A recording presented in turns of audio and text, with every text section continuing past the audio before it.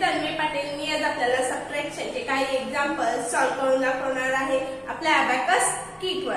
आपला पहिलं एक्झाम्पल आहे add 7 and 4 is 8. ते आपण आपल्या अबॅकस किटवर सॉल्व्ह करूया.